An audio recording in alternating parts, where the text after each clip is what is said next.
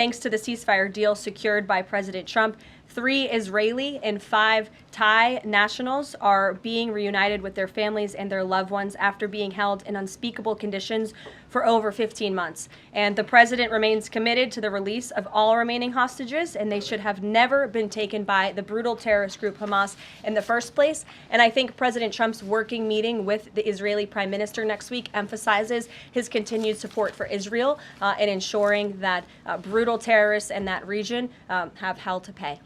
Sure. Can I just finish the other 2 questions? Sure. I know you want the long, ponderous Rosen.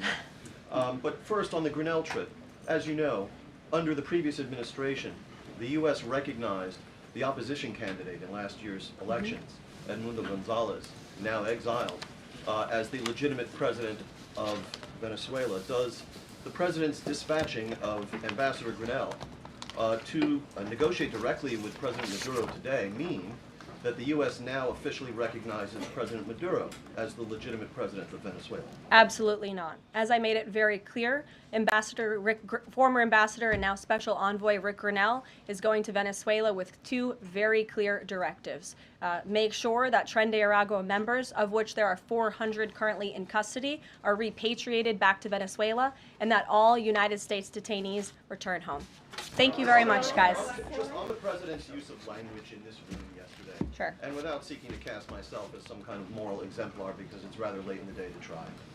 Nonetheless, this was an event yesterday that began with a moment of silence for the victims of the air crash and the president's own invocation of, quote, a loving God.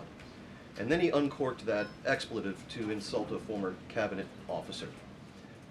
It was the same expletive that I saw him use in the East Room in 2020 when he famously held up the Trump acquitted headline. My question is, if you could shed any light for us on how the president perceives his use of public profanity, which is a practice that certainly sets him apart from all of his predecessors.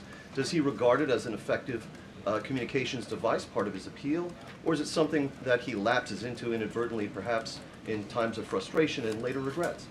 I think one of the things that the American people love most about this president is that he often says what they are thinking, but sometimes lack the courage to say themselves. And I think yesterday at this podium, you heard President Trump express great frustration, perhaps even anger, with the previous administration's policies, many of which have led to the crises that our country is currently facing and that this president is focused on fixing. Thank you guys very much.